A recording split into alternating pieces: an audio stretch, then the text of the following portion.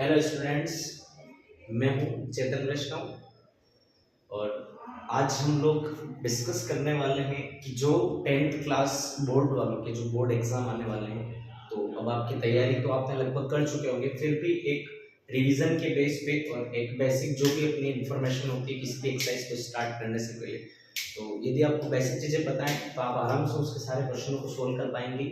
तो उसके लिए ही मैं एक क्लासें लगाने वाला हूँ जिसमें आपको हर एक्सरसाइज के क्वेश्चन वाइज सीरीज मिलेगी। और सबसे पहले हम पढ़ेंगे, अभी फिलहाल हम सबसे ज़्यादा नंबर की जो एक्सरसाइज है वो है स्टैटिक्स, उसके बारे में पढ़ेंगे।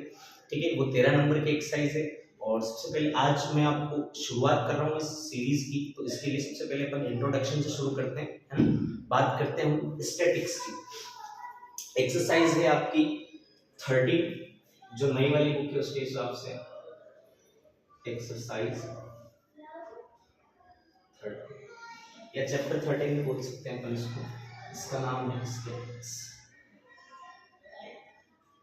हिंदी में बोलते हैं इसको सांख्यिकी। ठीक है, अब इसमें सबसे मेन आपके 3 पॉइंट आएंगे जिनके ऊपर आपको डिस्कस करना है। ये आपका इस एक्सरसाइज का इंट्रोडक्शन है।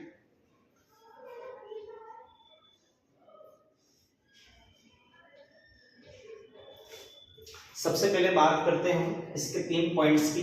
जो आपको इसका पहला पॉइंट से ए पॉइंट, जिसका नाम है आपके मीन। ठीक है, ये इसके क्वेश्चन आपको मिलेंगे 13.1 के अंदर। ठीक है, उसके बाद आपका जो सेकंड पॉइंट है बी पॉइंट, वो है आपका मॉड। इसके क्वेश्चन आपको मिलेंगे 13.2 के अंदर। उसके बाद आपका सी पॉइंट जो है वो है मीडियन। इसके जो क्वेश्चंस हैं आपको वो मिलेंगे 13.3 के अंदर। तो ये 3 चीजें हैं अपने पास, मीन, मॉड और मीडियन। इन तीनों चीजों के अंदर आपको जो भी क्वेश्चन है वो इन तीनों से ही आएंगे। और सबसे बड़ा नंबर 4 नंबर का क्वेश्चन भी इसमें से एक 4 नंबर का क्वेश्चन आएगा, 2-2 नंबर के भी आएंगे और 1-1 नंबर के भी आएंगे। ठीक है, तो इन 3 पॉइंट में से आपसे क्वेश्चन पूछे जाएंगे। टोटल ये एक्सरसाइज जो है वो 13 मार्क्स की, यानी कि अगर कोई स्टूडेंट इस एक्सरसाइज को भी अच्छे से पढ़ लेगा तो वो आसानी से पास हो सकता है। इतना तो इस एक्सरसाइज से निकल के आराम से आ जाएगा, है ना। अब अपन इन तीनों की बारी बारी से बात करेंगे। सबसे पहली जो एक्सरसाइज है अपनी 13.1, वो है अपनी मीन के ऊपर, मीन के बेस पे, है ना। तो इसमें अपन सबसे पहले इसको समझते हैं कि मीन क्या होता है। सबसे पहला पॉइंट है अपना मीन। इसको एवरेज भी बोलते हैं और इसको लिखते हैं हम बार एक्स से। किससे लिखते हैं? बार एक्स से इसको डिनोट करते हैं। ठीक है, अब इस मीन को निकालने के भी अलग अलग मेथड है। ठीक है, अब मीन निकालने का सबसे पहला जो मेथड है, जो हमने क्लास 9th के अंदर पढ़ा था, वो पहला मेथड है आपका सिंपल मेथड। कौन सा मेथड है? Simple method. सिंपल मेथड में क्या होता है कि आपको सिर्फ डेटा दिया होता है।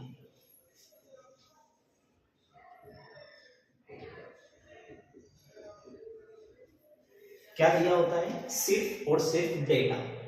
तो उसके उस बेस पे आपने को क्या करना है कि यदि हमें वहां पर मीन निकालना है तो आपका फॉर्मूला हो जाता है कि sum of data upon number of data. ये हमारा फॉर्मूला होता है मीन निकालने का, sum of data upon number of data. अब बात करते हैं हम, जैसे इसका एक एग्जांपल लेते हैं हम। जैसे आपको एक क्वेश्चन दिया हुआ है 2 4 6 7 5 2 3, फाइंड द मीन। आपको बोल दिया कि ये जो डेटा है इस डेटा का मीन निकालना है। और ये क्वेश्चन आपका 100% इस टाइप का एक क्वेश्चन आपके छोटे नंबर जो एक नंबर वाले फर्स्ट में आपके एमसीक्यू वाले क्वेश्चन है उसमें 100% एक क्वेश्चन इस डायरेक्ट इस सिंपल मेथड से आएगा, जरूर आएगा, है ना। हर साल पूछ रहा है वो छोटे छोटे क्वेश्चन। ये आपके 9th क्लास के अंदर था, है ना, आपने 9th क्लास में पढ़ा था। ये मेथड आपकी 10th की बुक में नहीं है, ये 9th क्लास के अंदर से ये आपको पूछ रहा है। तो इसके लिए मैंने आपको भी बताया फॉर्मूला क्या है अपना। अब आपको मीन फाइंड करना है। मीन बराबर फॉर्मूला है sum of data upon number of data. Mean को हम लिखते हैं बार एक्स से, यहाँ पर अपन बार एक्स भी लिख सकते हैं मीन की जगह पर, है ना। एवरेज भी लिख सकते हैं, यहाँ पर आपको मीन की जगह वो एवरेज भी बोल सकता है कि फाइंड द एवरेज, है ना। तो कंफ्यूज नहीं होना है, मीन एवरेज बार एक्स सारी चीजें एक ही होती है ना। अब सम ऑफ डेटा इन सबको क्या करेंगे, प्लस कर लेंगे। 2 + 4 + 6 + 7 + 5 + 2 + 3, है ना। अब लिखेंगे नीचे नंबर ऑफ डेटा, कितने डिजिट है 1 2 3 4 5 6 7, है ना। तो नीचे कितने से डिवाइड कर लेंगे हम, 7 से डिवाइड कर लेंगे। अब देखिए आगे क्या होगा, बार एक्स बराबर 2 और 4 कितने हो गए 6, 6 और 6 हो गए आपके 12, 12 और 7 हो गए 19, 19 और 5 हो गए आपके 24, 24 और 2 हो गए 26, 26 और 3 हो गए आपके 29/7, ठीक है। और एक चीज हमेशा ध्यान रखें, जब भी आप एग्जाम में ऐसे छोटे एक नंबर का क्वेश्चन है तो हम क्या करते हैं, जल्दबाजी में इसको प्लस करने की कोशिश करते हैं ना। तो उससे क्या होता है, अगर एक डिजिट भी गलत हो गई तो सारा क्वेश्चन गलत हो जाएगा। इतना इजी क्वेश्चन हमको गलत नहीं करना है ना। तो एक बार हम क्या करेंगे, इसको फिर से एक बार और प्रयास करके फिर से एक बार और जोड़ के देख लें, ताकि हमें ये हो जाए, टैली हो जाए कि हाँ यार हमारा गलत नहीं है ना। 2 और 4 6, 6 और 6 12, 12 और 7 19, 19 और 5 24, 24 4 और 2 26, 26 और 3 29, ठीक है, क्लियर है ना। अब क्या करना है, अब देखो डिवाइड करना है, 7 का डिवाइड करना है 29। अब 7 4 से कितना होता है, 7 4 जा 28, है ना। अब कितना बचा 1, यहाँ पॉइंट लगाएंगे क्योंकि 7 से 1 तो डिवाइड होगा नहीं। जब डिवाइड नहीं होता है तो पॉइंट लगाते हो, फिर क्या लिख लेते हैं यहाँ पर एक 0 लिख लेते हैं। अब 7 का डिवाइड 10 में करेंगे तो 7 बन जा 7। अब कितना बचेगा 3 बचेगा, है ना। अब पॉइंट अगर हमने एक बार लगा दिया, अब 7 का डिवाइड 3 में नहीं हो रहा है, पॉइंट लगा दिया तो पॉइंट अब अपन को वापस पॉइंट लगाने की जरूरत नहीं, सीधा अपन पॉइंट के बाद एक 0 अपनी मर्जी से लगा सकते हैं और वापस आ जाएगा 7 4 जा 22 बच रहा है। लेकिन अब अपने को क्या करना है कि पॉइंट के बाद हमेशा 2 डिजिट तक ही निकालना है, समझ में आया। आगे से आगे डिवाइड होता जा रहा है कि पॉइंट के बाद हमको सिर्फ कितने डिजिट तक निकालना है, 2 डिजिट तक। तो बार x बराबर कितना आ गया अपना 4.1, दैट्स आंसर, ये हमारा आंसर है। तो इस क्वेश्चन को आपको 100% सोल्व करना है, समझ में आया। बिल्कुल ये क्वेश्चन बहुत ही इजी है और 100% इसका एक नंबर का क्वेश्चन आपका आएगा।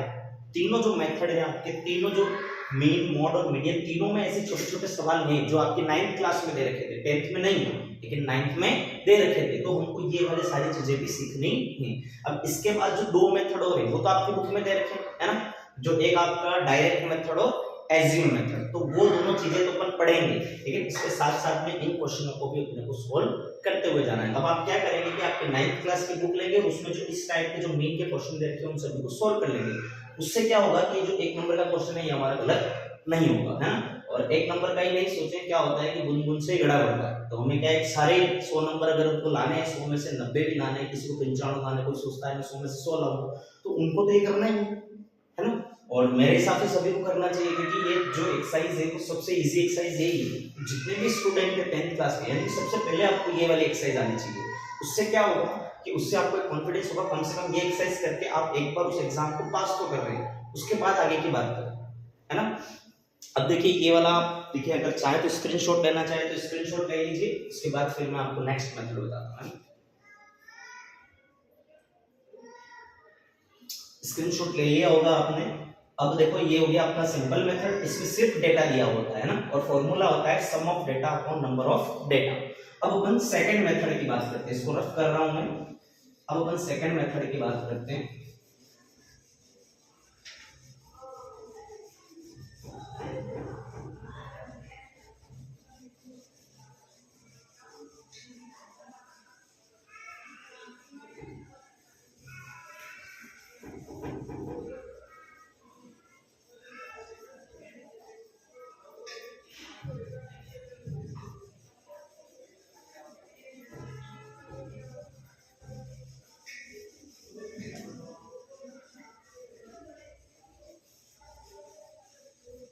देखिए इसका सेकंड मेथड जो है उसका नाम है डायरेक्ट मेथड। क्या नाम है इसका? डायरेक्ट मेथड, है ना। अब हम पढ़ेंगे इसका सेकंड मेथड जो है हमारा डायरेक्ट मेथड, मीन निकालने का सेकंड मेथड। ये दोनों मेथड जो सेकंड और थर्ड मेथड है ये आपके 10th की बुक में दे रहे हैं। सेकंड मेथड है आपका, उसका नाम है डायरेक्ट मेथड। हिंदी मीडियम वाले बच्चे भी इसको समझ सकते हैं। इसको बोलते हैं हिंदी में प्रत्यक्ष विधि। कौन सी विधि? प्रत्यक्ष विधि। अगर हिंदी मीडियम वाले विद्यार्थी भी देख रहे हैं तो वो भी इसका ध्यान रखें। इससे पहले जो विधि थी सिंपल मेथड, यानी वो साधारण विधि थी, ठीक है। और ये कौन सी विधि है? प्रत्यक्ष विधि, इंग्लिश में डायरेक्ट मेथड, ठीक है। अब देखो इन क्वेश्चन को कैसे सॉल्व करेंगे। इन क्वेश्चन को कैसे सॉल्व करेंगे कि आप हमेशा ध्यान रखना कि जब भी ये क्वेश्चन आपको वो देगा तो उसके अंदर वो आपको एक टेबल देगा। क्या देगा? टेबल। उस टेबल के अंदर दो कॉलम, ठीक है। और जब हम इसको सोल्व करेंगे, सबसे पहले हम इसको सोल्व करने की जो पूरा मेथड है उसको लिख रहे हैं, है ना। सबसे पहले हम क्या करेंगे? डायरेक्ट मेथड से सोल्व करने के लिए सबसे पहले हम बनाएंगे टेबल। क्या बनाएंगे? टेबल, ठीक है। वो टेबल के अंदर कॉलम कितने होंगे? उस टेबल के अंदर 4 कॉलम, ठीक है। 4 कॉलम होंगे उसके अंदर। कॉलम कौन कौन से होंगे? देखो मैं 4 कॉलम के नाम लिख रहा हूं। फर्स्ट कॉलम जो होगा वो होगा क्लास इंटरवल। किसका कॉलम होगा? Class interval. ये आपको क्वेश्चन में दिया हुआ होता है, ठीक है। क्वेश्चन में आपको 2 कॉलम का क्वेश्चन दिया होता है। पहला कॉलम जो होता है वो क्लास इंटरवल, और सेकंड कॉलम की बात करते हैं। सेकंड कॉलम जो है आपका वो है फ्रीक्वेंसी, यानी कि बारंबारता, जिसको हम लिखते हैं एफ।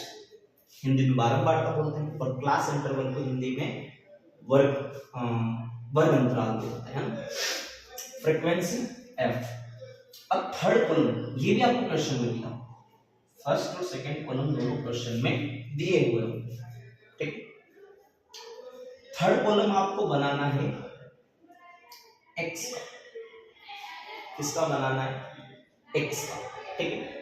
और जो फोर्थ कॉलम है आपका वो बनाना है एफ इंटू एक्स का। ये हम लोग आंसर में निकालेंगे और ये वाला भी हम लोग आंसर में निकालेंगे, ठीक है। अब बात करते हैं आगे कि जैसे ये x कैसे निकालेंगे। तो x निकालने का जो आपका फॉर्मूला होता है, x बराबर वो होता है lower limit plus upper limit upon 2। क्या होता है formula? Lower limit upon upper limit, sorry, lower limit plus upper limit upon 2। जैसे आपको एक क्लास इंटरवल दे रखा है 10 to 20, तो अब इसके x का मान निकालना है, तो x की वैल्यू निकालनी इसके लिए। तो क्या करेंगे? 10 और 20 दोनों को प्लस कर लेंगे। 10 और 20 कितने होते हैं? 30, और 30 में किससे डिवाइड करेंगे? 2 से। तो उसमें इस क्लास इंटरवल के सामने जो x की वैल्यू आएगी वो आएगी 50। कितनी आएगी? 15 आएगी। समझ में आया आपको?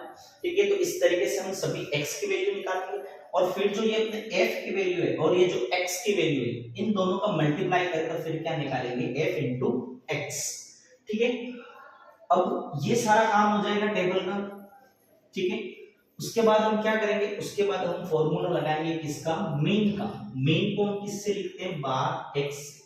तो जो डायरेक्ट मेथड यानी प्रत्यक्ष विधि में जो मीन का है ना माध्य ज्ञात करने का जो फॉर्मूला है वो है बार x बराबर sigma fx upon sigma f।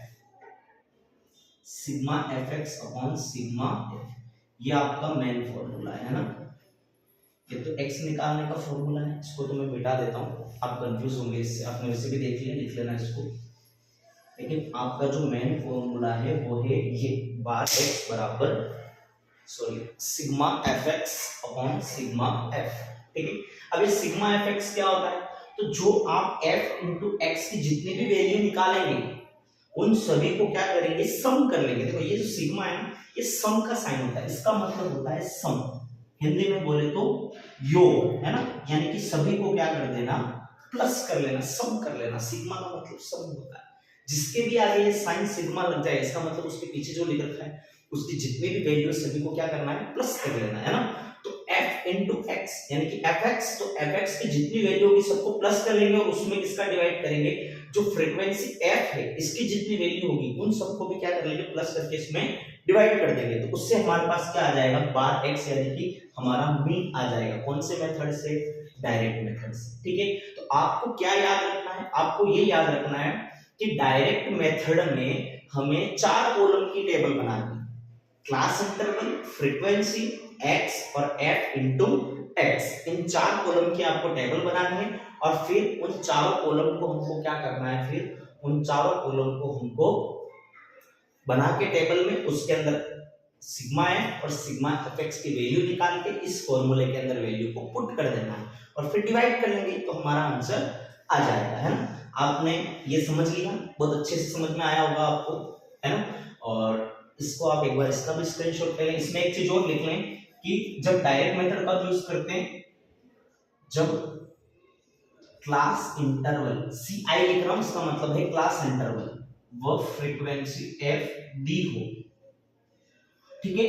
और इसके अंदर एक चीज और होती है कि जब कैलकुलेशन कैसी हो, जब कैलकुलेशन छोटी हो, कैसी हो, कैलकुलेशन छोटी हो। अगर छोटी छोटी कैलकुलेशन हो तो ही आपको किसका मेथड का, कौन से मेथड का यूज करना है, डायरेक्ट मेथड। अगर जैसे कि क्लास इंटरवल आपको दे रखा है 10 to 20, 0 to 5, है ना, ऐसे छोटे छोटे क्लास इंटरवल दे रखे हैं तो आपको किसका यूज करना है, डायरेक्ट मेथड का। लेकिन अगर आपके क्लास इंटरवल बड़े आ जाते हैं, जैसे कि ऐसे आ गए, मान लो 100 से 500, है ना, या फिर ऐसे आ जाते हैं कि 1000 से 2000, है ना, और बड़ी बड़ी फ्रीक्वेंसी भी ज्यादा बड़ी होती है जिसमें मल्टीप्लाई नहीं कर सकते अपन, तो फिर किसका यूज करेंगे, फिर जो नेक्स्ट मेथड है एज्यूम मेथड, उसका यूज करेंगे। समझ में आया, ठीक है। तो आप फिलहाल अभी इसका स्क्रीनशॉट लेना चाहें तो ले लें, स्क्रीनशॉट ले लें इसका।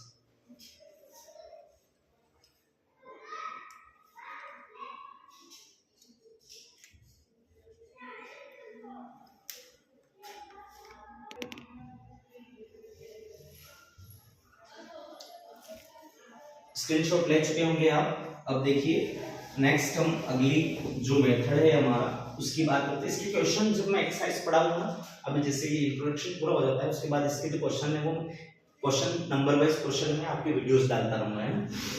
देखिए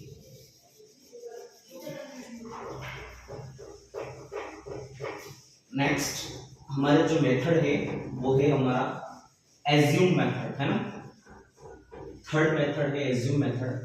इसमें देखो कैलकुलेशन छोटी थी और उसमें क्या होगा, फर्क क्या है दोनों में, उसमें कैलकुलेशन कैसी होती है, बड़ी होती है ना,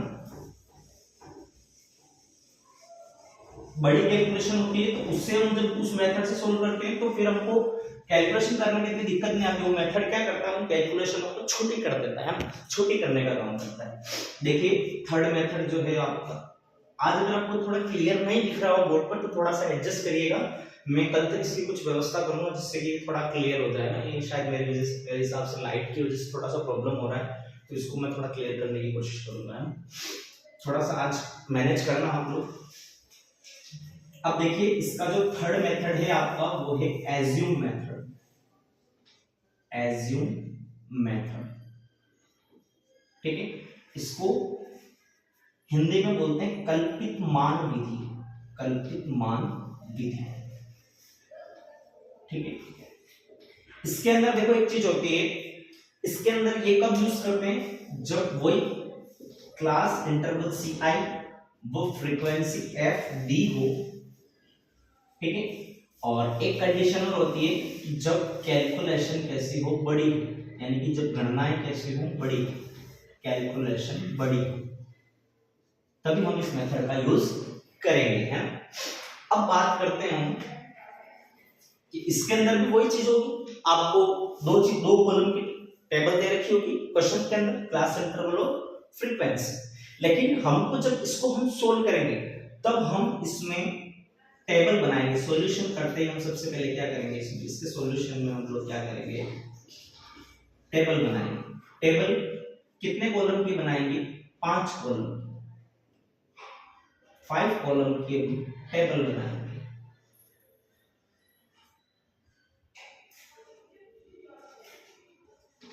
सबसे पहली जो हमारी कॉलम होगा, सबसे पहला वही होगा क्लास इंटरवल। ये तो हमें क्वेश्चन में दिया हुआ होता है, आपको पता है, जैसे कि क्लास इंटरवल इक्वेशन में दिया हुआ होगा आपको। ये हमारा हो गया क्लास इक्वेशन, ठीक है। उसके बाद सेकेंड कॉलम जो है हमारा वो है आपका फ्रीक्वेंसी।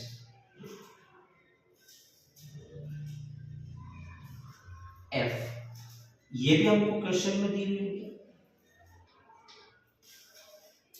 उसके बाद हमें क्या करना है, वही जो उसमें करना था, हमें निकालना है x। क्या निकालना है? x।